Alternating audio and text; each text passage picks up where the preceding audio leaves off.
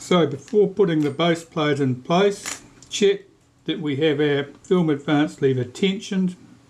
It's at number 1, so the latch lever is dropped down and is holding it in place. That the counter lever here is sitting in its groove, it's not out of place. Everything else looks good.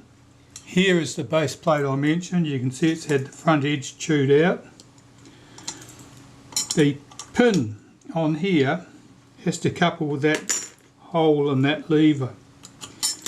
So usually it's a wriggle. Yeah, you heard that click. That's as it dropped in and the base plate is now sitting correctly in position. So I just need to run some screws in to hold that base plate in place.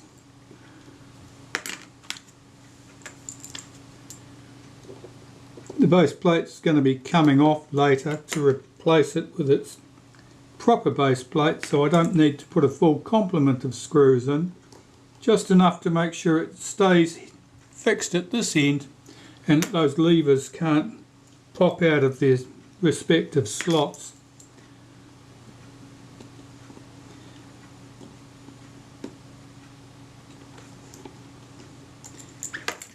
Usually I just put one at the other end of the base plate just to stop it flapping about in the breeze.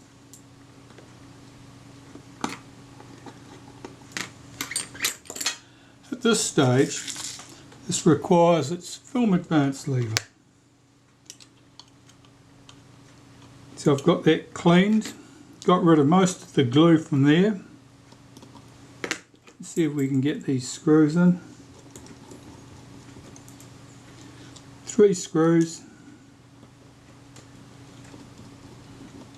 You only need 2 for it to be stable while you're working on the camera, but you're best to put the whole 3 in, even though this is all coming off again later, just so that they don't get lost, they don't get mislaid. Right, so if we push this button across, it'll shift the counter off and onto the diamond now. If we press this shaft down, this is the shutter release would act on, that's the film release. Press that down, film advance swings, and at the top of the camera you can see the gear revolving at this point, and you should see the take-up spool and the sprocket revolving.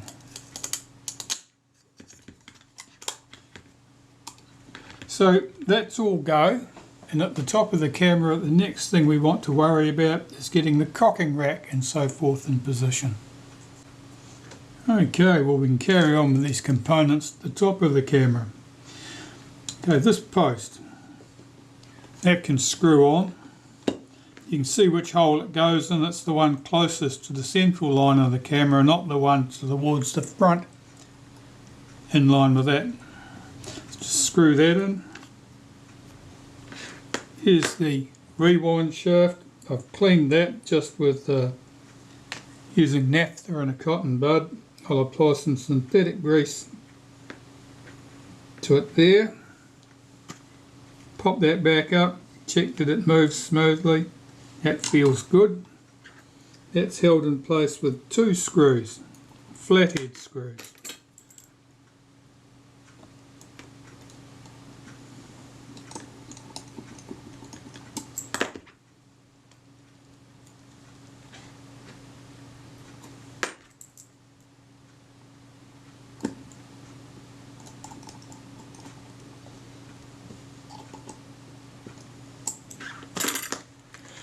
Okay, so the chrome trim plate for the top of the camera is here. It drops on like that.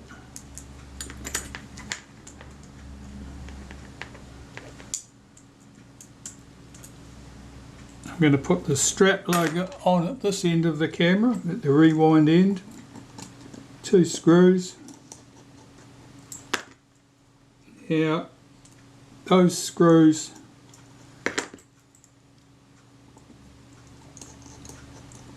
the holes in this are slotted. I've found that the correct position for this almost invariably is slacken those screws off slightly, push this bracket as far this way as possible against the screw heads, tighten the screws up,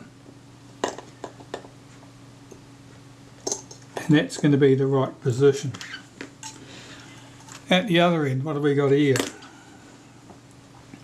Okay, so our cocking rack, make sure I've got all the right screws here.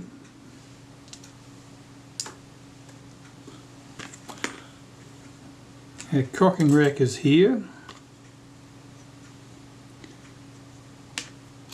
I'll give that a wipe of synthetic grease on the underside and on the teeth, both ends.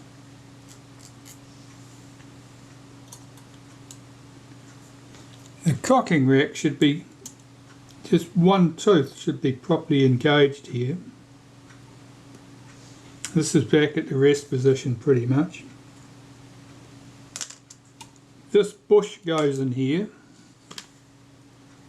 Now that bush, you can see it's got some thickness to it. It's not the same as the washers that go under the front of the camera. It's a different beast altogether.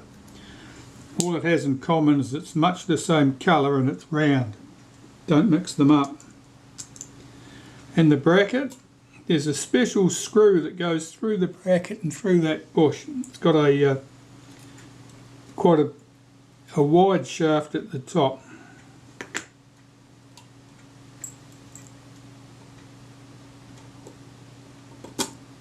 Get that through that bush.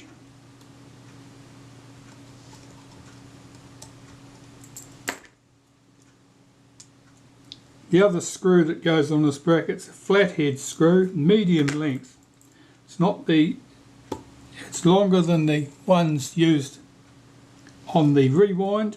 It's shorter than the ones used to hold the front of the camera in place, which are usually identifiable because they've probably got some glue on them or rust even. Okay, so we've got a hold down plate here that goes on here. Now this has all been through the cleaner, so it's got no lubrication at all, so I'm just going to squeeze a little bit of grease in there. So just put a little blob on the top, force it down with my finger, and that'll just push the grease in. This goes on here.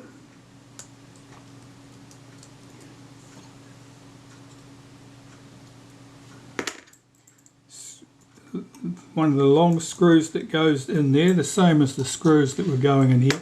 Now this one here is floating at this end at the moment. We need to put a screw in there. I'm just going to put something in there temporarily. Its screw that it normally has is longer than this, but it has to pass through the meter. So I'm just putting a screw in there that's long enough to hold down the bracket, but doesn't poke up through the bottom here, and which would foul the cam later on. So we should have the cocking rack in place, and that should move smoothly. As you can see, it does. So I'll just check those screws.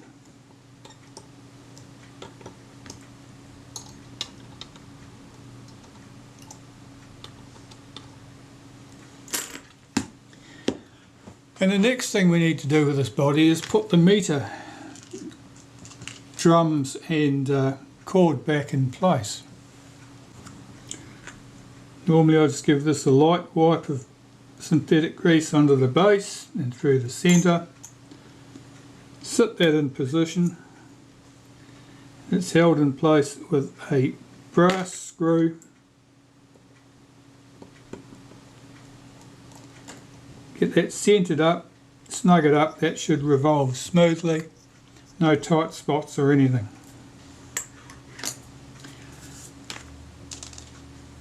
At the bottom we'll have this is the cord drum, and that's going to go in this position on the post.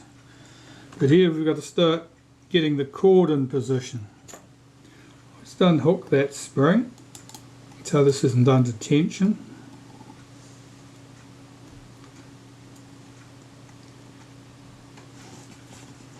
And we have to get the cord threaded through the camera neatly without a great deal of stress or problem.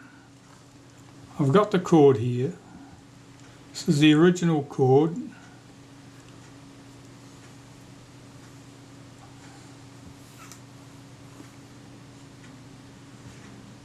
I'm just going to check it, see if it seems robust.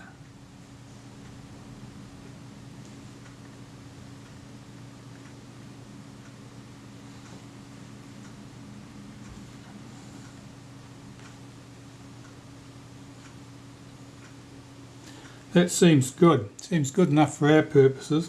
Now here I've got some lacquer on the front of that. That's where it was lacquered into place on this drum here, on that wheel. I'm just going to remove that with a bit of acetone because I'm not sure we'll end up with it back in the same place.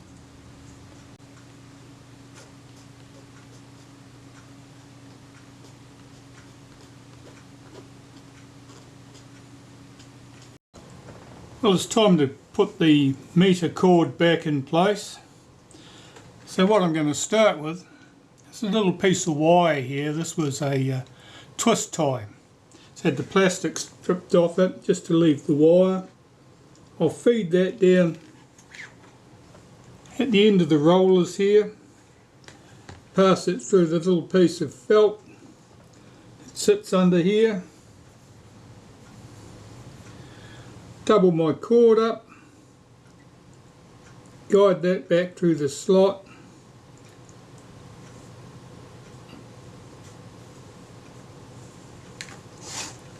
and that gets it up to the top of the camera. Okay, so we've got that, so we've just got to get the cord back in the right position. Now I'll show you the picture from the manual in a minute, and I'll probably put a link on in the description of the video so you'll know where to download the service manual. But basically what we have to do is one cord comes around this pulley in the lower position, that's a double pulley, comes right round the big wheel here,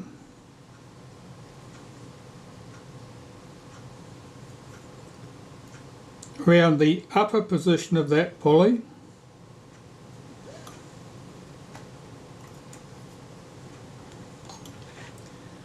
and this one will go to the front position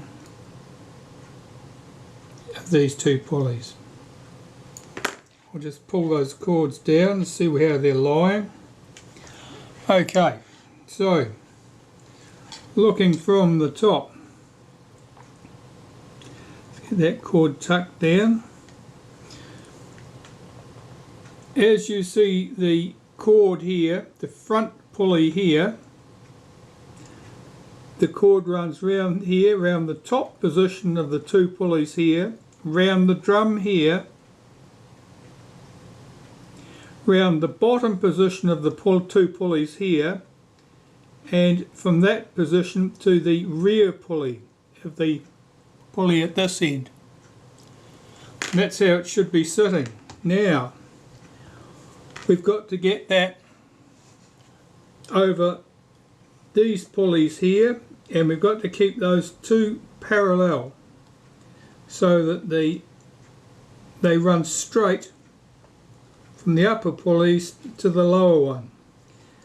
Now this cord is a little bit old, and as a result probably a little bit stiffer than it should be, so it's a bit exciting to get around the pulleys, but I'm just looking at the angle of the cord here to make sure that those cords are parallel and they are separated, that they're not running in the same pulley in either position, and they're looking good. Now there's a tiny little brass screw here, fits in this position, and its job is to stop the cords coming off the pulleys at the bottom position here. It effectively means there's just not enough room between that screw and the pulley for the cord to easily fall off there. So that is relatively stable at that point, particularly because the cord's a bit old and stiff and it's not inclined to spring back or do anything silly. So with this in place and the cord in place, I just need to get the cord fitted round the drum and get the spring on hooked up on here, and all should be good. Easier said than done. So I'll start by putting a little bit of synthetic grease through the centre of the lower drum. That's going to sit on the post here. Now, how do we want these cords to run? I'm just pulling these through to an appropriate length. So I've done this a lot of times, and I know where I want things to be. Okay, that'll do. So the front of the two cords here, I've got that shorter than the other one. So I start by getting the end of the cord into the drum. Now, there are two slots in the drum. The knots in the cord get tucked into that space around the centre there, into that space.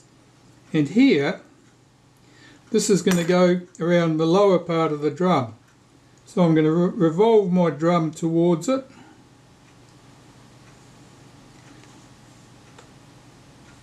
I'll just push that cord all the way to the front. This cord should be sitting towards the front of this drum. I'm just poking and prodding at this with a wooden toothpick, nothing too sharp. The other cord, that starts in the opposite slot and it winds round the drum in the opposite direction. It's about 2.5 turns. Now if you're very lucky, you end up with something that's not too tangled up, that the cord hasn't trapped itself and looks relatively neat. And I'm just checking to make sure that the front cord went to the bottom of this drum, the rear cord went to the top of that drum. That all looks good. Now this, I need to get this spring in position here. This is what tensions the cord. That gets tucked in down there, and its tail end of the spring gets lifted up and goes in against the body at this point. So now this is sprung loaded. That keeps the tension on the cord. Now I'm just going to turn the wheel all the way through its range of motion.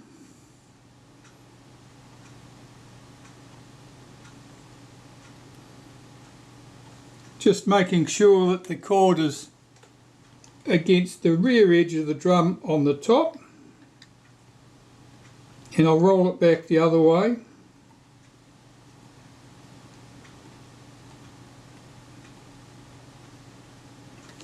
And this should be at the front edge of the drum at the bottom. At the moment it's not really, because the cord is sitting sort of halfway up. I'll see if I can encourage that forward with a blunt screwdriver. I'll take the tension off that spring and see if I can manipulate that cord to the front of the slot a bit. Yeah, that looks fine. Okay, so that's looking good. Now the rest position for this. The cord at the bottom here, the front cord that runs around the bottom of the drum, it should run round to the bottom of the drum and back round about halfway on this side. So it's about 3/4 of a turn. The slot in the front of the drum should be pointing at about the 11 o'clock position. That's sitting right. Now for that to be correct, we would need it to be hooked in so that the cord is tied in to this notch in the drum here at this point. So holding this thing so it doesn't revolve, get this back where I wanted it.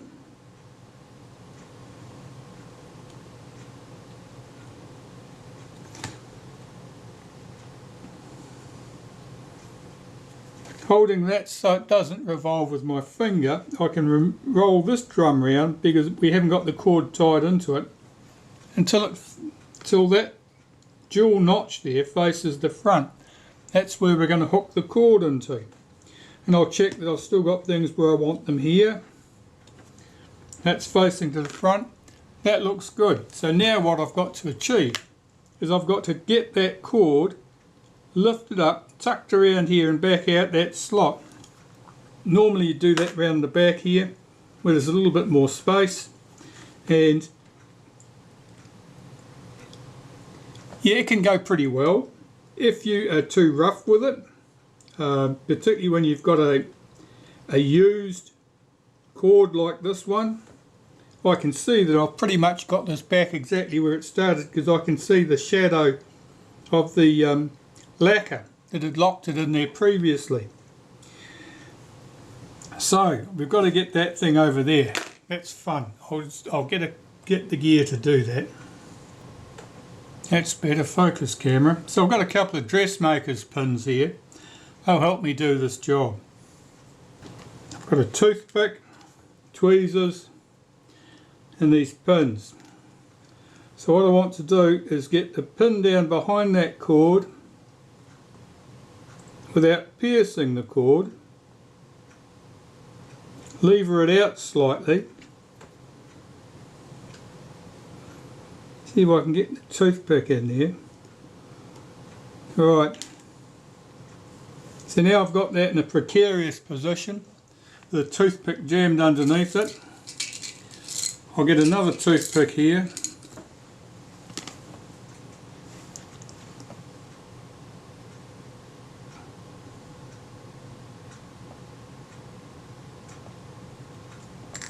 I'll push that cord over and manipulate it into the groove. I've got it in one of the notches at one end. I've got to get it in the notch at the other end. Of course, all this time the cord would very much like to come undone. By pushing the two toothpicks off in opposite directions there against that cord, I've manipulated that cord into that slot. And I'll just check that it's seated and it all looks good. And I'll take this round to its start position, our rest position.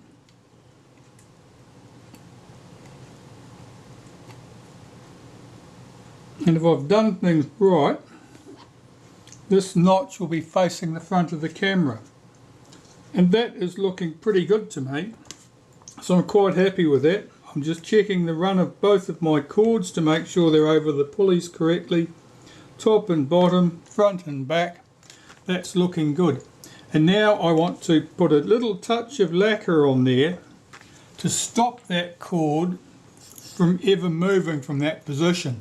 To be quite honest, when it's tucked in there, it's not very likely to want to move under any circumstances. So this is pretty much belt and braces doing this. But I'll just put a little touch of lacquer on there. That'll lock that cord in there and it won't run away. And while I've got this here, I'm going to lock the top of this film advance screw here. I'm just putting a little dot in each of those notches. That's enough to stop that having any tendency to unscrew. So they don't need much to help them. Alright, so that's our meter cord back in place. At this stage, apart from fitting the cam and the front and rear cam and tensioning that up and fitting the washers, this is sitting here ready now. That's basically ready to have the shutter put back in it. But of course I haven't done the shutter yet, so we'll just slide this away into a nice plastic bag so that I don't get anything on, it doesn't get filled with dust, nothing goes on the mirror like fat fingers. And next thing is to start working on the shutter.